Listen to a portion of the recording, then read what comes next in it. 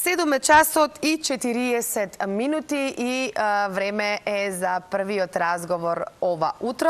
Јас ви кажав и на почетокот на првата најава дека ќе имаме една навистина интересна тема, а вие кои што сте наши редовни гледачи, наша редовна публика, знаете дека петоците овој прв термин се резервирани за гости, доктори од клиничката болница Аџи Бадем Систина. Ова утро ни е на гости доктор Оливера Груевска, специјалист педијатар од клиничката болница Аџи Бадем Систина, со која што ќе зборуваме на една навистина интересна, ама верувајте и многу корисна тема, а тоа е вистини и заблуди од педијатриска пракса. Сите ние кои што сме веќе родители на деца, кои што сме го поминале тој период кога децата ни биле и помали, ама и вие кои што сте сега родители и вие кои што ќе станете родители, па и за сите баби и дедовци, секако имаме во нашите глави многу дилеми неразјаснети. Сега, прво да си ја поздравам гостинката, доктор Оливера, добро ви утро. Ви благодарам што одвоивте вака време да бидете наша гостинка ова утро. Кажав дека ќе зборуваме на една интересна тема, а тоа е околу вистини и заблуди од вашата педијатриска пракса. Како млади родители, првите симптоми кога ќе дојдат кај новороденчето или кај детенцето, нели понатаму во возраста, покачена температура, течење на носе, подкашлување.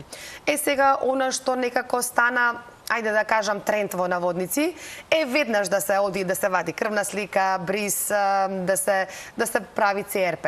Она што сакам да го објасните на нашите гледачи, на нашата публика, е тоа кога има оправданост сето ова. Значи, кога да се прави лабораторија, а кога може да си помине само така, само симптоматски да се третира болеста. Најпрво, добро утро, Ирина, и ви благодарам за поканата. Како што веќе кажавте, мислам дека предизвик на секој родител е првата инфекција, тоест првите знаци за болест кај нивното дете. Секој родител се соочил со тој момент, секој родител имал за прв пат кај своето детенце покачена телесна температура и во таа ситуација веќе се склучени сите аларми и почнува точно паниката. Многу пати сме зборувале на оваа тема и постојано сите колеги ние апелираме во однос на оваа ситуација, како да се справиме со сите симптоми кои што ги имаат децата и како особено најголема паника предизвикува покачената телесна температура. Така да сите, тоест најголем дел од инфекциите кај децата се респираторните инфекции, кои што практично многу често се среќаваме сите ние, и идејата беше да апелираме како родителите да се справат со нив. Значи, на почеток на секоја инфекција битно е таа да се ординира некоја симптоматска терапија, во смисол спрееви за носе, тоалета на носето, добра хидрација, витаминска терапија. Температурата, исто тоа, пак се повторувам, најмногу ги загрижува високата температура или пак незиното траење, или пак тоа што понекогаш не можат брзо да ја спушта температурата. Температурата како таква, прво, не представува опасност. Второ, таа е практично знак дека организмот се бори со инфекцијата. И практично, иако ние сите педијатрите советуваме од прилика на некоја температура до 38,5 да не се дава антипиретик, а над 38,5 да се даде некој антипиретик. Меѓутоа, исто така, битно е дека секое дете различно толерира температурата и некогаш може да се случи да има детенце, например, кое што има температура 39, е активно, трча, нема никакви знаци дека нешто се случува, зошто тогаш да даваме антипиретик? Значи, слободно може да се прескокне давањето на антипиретици. Така да, генерално, ставот е барем 48 часа да поминат, па потоа да се јават родителите на доктор. Генерално... Околу крвната слика и сите тие лабораториски испитувања. Тоа е доста добра тема. Бидејќи одма се некако... Сега мислам дека генерално постои некоја, ја се шалам, епидемија на земање на микробиолошки анализи и лабораториски анализи. тие доста ни помагаат и ние педиатрите и мислам секој доктор тоа го практикува, меѓутоа не одма. Се знае кога. Не одма, особено не на своја иницијатива. Прво ги изложуваме децата на непотребен стрес, бидејќи ако доколку рано земиме крвна слика и ЦРП, тоа нема ништо да ни покаже и повторно по неколку дена ќе треба да ги повториме анализите. Ние апсолутно немаме никаков проблем, можеби родителите некогаш погрешно не разбираат. Меѓутоа, зошто? Значи, ништо не ни покажува тоа и треба да го следиме правилото watch and wait. Значи, да се посети педијатарот, да се прегледа детенцето, па да процениме ние дали и во кој правец оди нештото, па доколку има индикација да пристапиме кон некои лабораториски анализи. Меѓу другите микробиолошки анализи кои што се доста тренд и популарни периодов, се брисот од нос и грло. И ЦРП-то. Мислам дека со микробиолошките анализи, тоест и фамата која што секогаш, многу често родителите практично во амбуланта доаѓаат, имаме бактерија во носот, претходно таа бактерија се спушти на градите, претходно нашето детенце беше лошо заради таа бактерија и веќе ги именуваат сите познати бактерии кои што се во носот. Веќе станавме доктори, така? Нас не, пак ја апострофирам, нас тоа не афектира, меѓутоа ни е жал практично што премногу се оптоваруваат родителите и тоа навистина ствара непотребен страф и паника. Се читаат по социјални медиуми, совети, кој како и слично.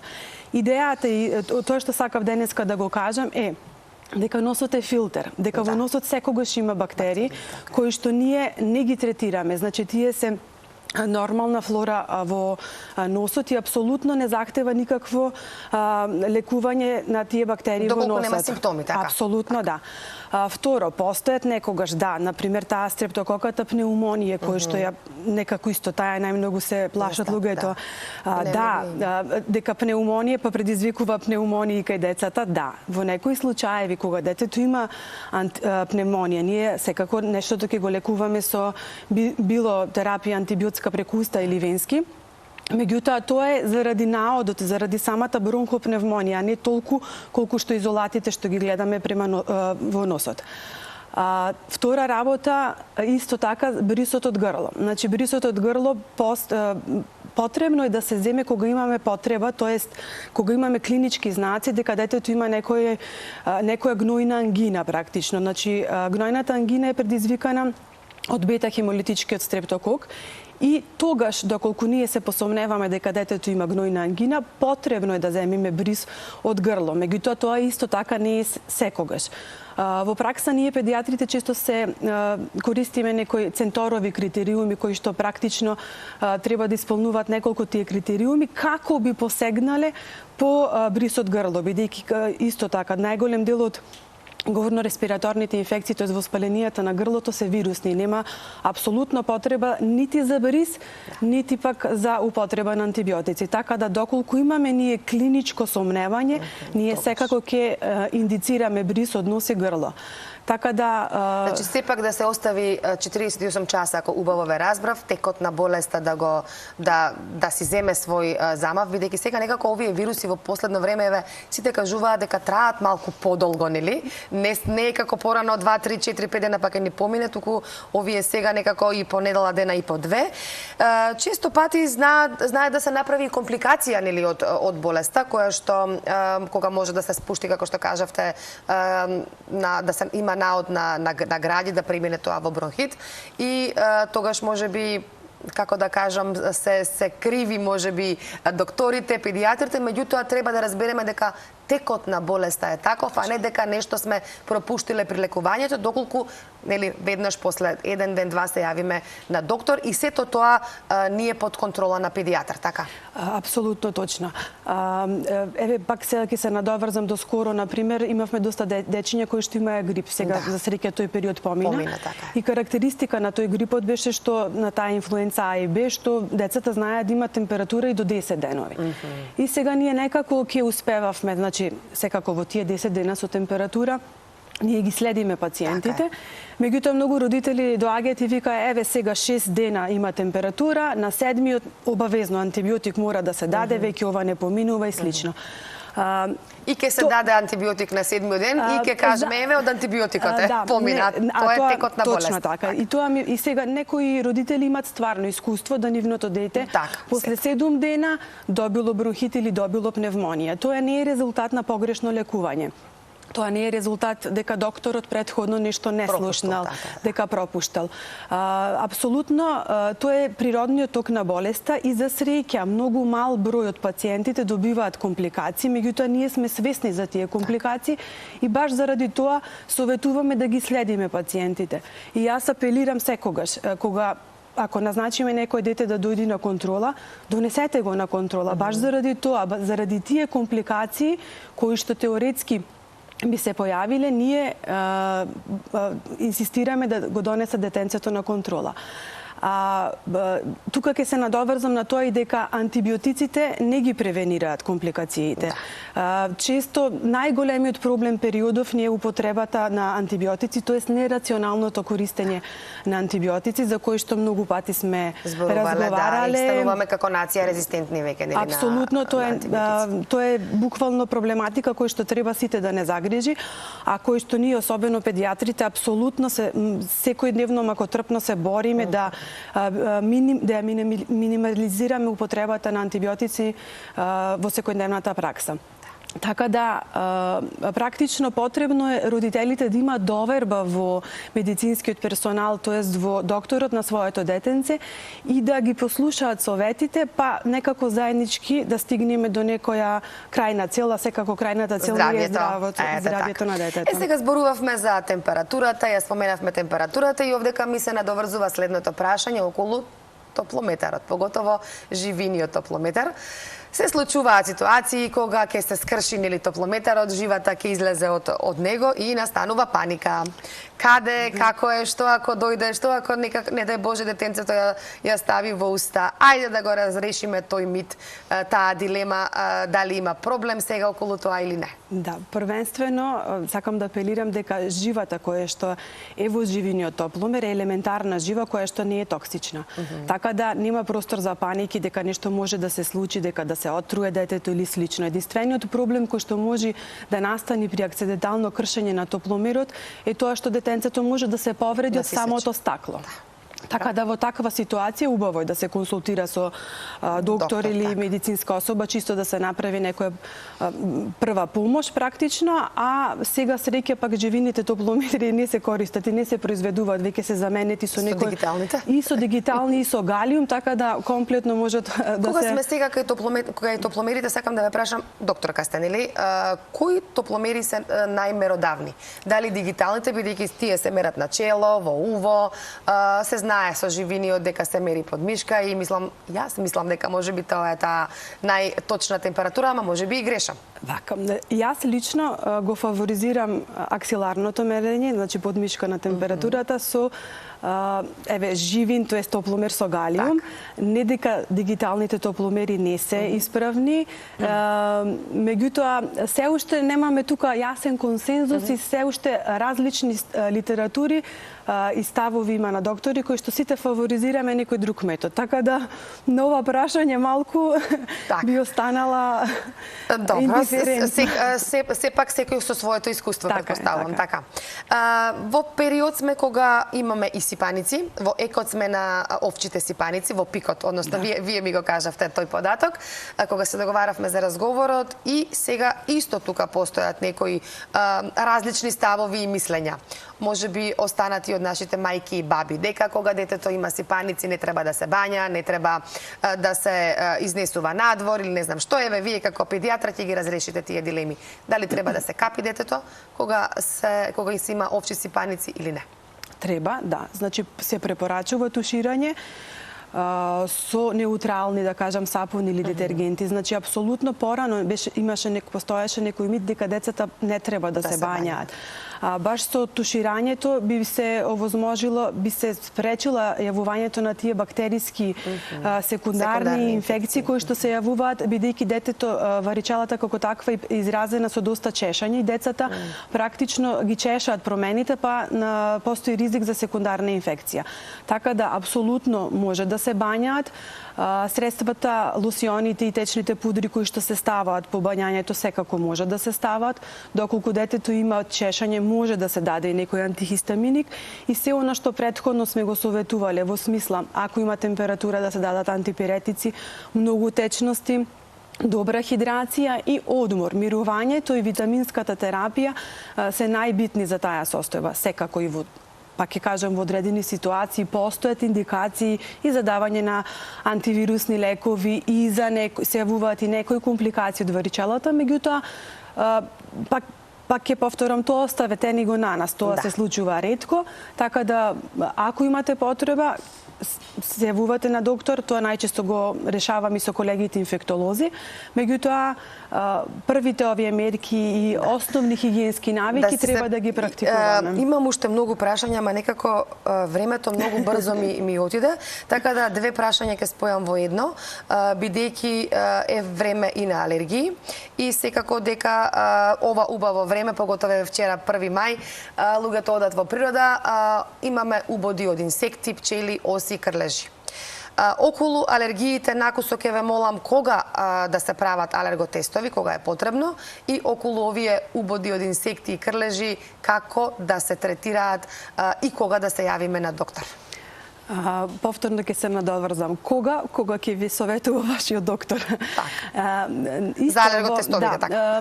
Во праксата често се случува да пациентите имаат некоја подолготрајна кашлица, а практично тоа и се случува во периодот на зимските месеци, особено кај помалите деца кои што одат во колектив и навистина децата почесто имаат кашлица, течење на носето кои што тие не траат подолго, меѓутоа во очите на родителот тие мислат дека се случува нешто многу озбилно. И некогаш, пошто се советуваме нели сите со пријатели, родни или луѓе кои што имаат слични, да, и тоа исто се случува и многу често доаѓаат родителите во наша пракса. Ќе ве молам да се тестират на алергија, ќе ве молам истото, анализите, нели сето тоа, постојат индикации. Значи, постојат индикации кои што се не се неопходни, значи алерголошките тестови не се неопходни кај некои деца кои што имаат хронична кашлица, кај некои деца кои што имаат подолготрајно течење на носот, значи или пак тие симптоми се јавуваат сезонски, сега кога е периодот на алергии, или пак некои деца кои што имаат често бронхообструкции, тоест тие свиркања во градите, тешко дишење, или пак имаат некои ризик фактори, или имаат некој фамилиарно оптоварување. Меѓутоа, пак ќе потенцирам, оставете го вашиот педијатар да ви каже дали има, бидејќи во секои случаеви постојат исклучоци и ние некогаш правиме некои модификации, меѓутоа врз основа на некој анамнестички податок. И на кратко само околу убодите од инсекти и околу крлежите, кое што ќе биде сега актуелно, да. Исто така е актуелно и убодите од инсекти како такви не се опасни и прво најбитно да ја процениме локалната реакција која што настанува, а некогаш кај некои пациенти кои што имаат алергија, нели опасни се тие алергиите на оса, пчела или некои си други инсекти, тие се ситуации кај кои што стварно треба веднаш да се јавите на доктор, меѓутоа тие ситуации одат со поголем оток на местото или пак со пропратни други симптоми во смисла на кашлица, отежнато дишење, лошо му е на пациентот, има понизок притисок, тоа веќе не наведува да размислуваме дека станува збор за некоја анафилактична реакција. Тие ситуации захтеваат навистина одма да се јават на доктор. Меѓутоа сега исто така се преплетуваат и осипните вирусни, осипите кои се од вирусна етиологија, кои што се комплетно бенигни, кои што не захтеваат воопшто ништо да се користи. Значи, чак нема ни потреба ништо да се мачка, ништо да се ординира, него само треба да се почека. Така да парадоксот помеѓу двете овие текот на болеста, така да си го направи свој. Верувам дека родителите некогаш во овие ситуации исто често доаѓаат кај нас за секој осип бидејќи имаат страв дека детето ќе се угуши од тие акутни ортикари. Често многу доаѓаат и ни бараат кортикостероиди. Ве молам, дајте ни, оти ми е страв, на комшивката детето се осипа, не можеше да дише и слично. употребата повторно на кортикостероидите треба да биде строго резервирана. Значи, ние не можеме да даваме кортикостероиди за се, значи за било кој осип кој што од вирусна етиологија. Некогаш на вистина и нам ни е тешко да направиме дистинкција за каков осип станува збор, меѓутоа повторно ќе кажам, одлуката треба да биде наша, ние меѓу себе секогаш ќе се консултираме за некои ситуации кои што не се јасни. А идејата ми беше да објаснам само кога родителот да се јави во која ситуација побрзо на доктор. И сега се актуелни уште ова да кажам крлежите, крлежите, значи само апелирам родителите да кога престојуваат во природа, да го мачкат или прскат детето со репеленти и кога ќе се вратат дома, само да направат една проверка. Ако видат нешто чудно во кожата, некој црно, мало, закачено во некој дел, во таква ситуација да се јават во првата здравствена установа, да се провери дали е тоа навистина крлеж и ако е крлеж да се направи да се извади стручно.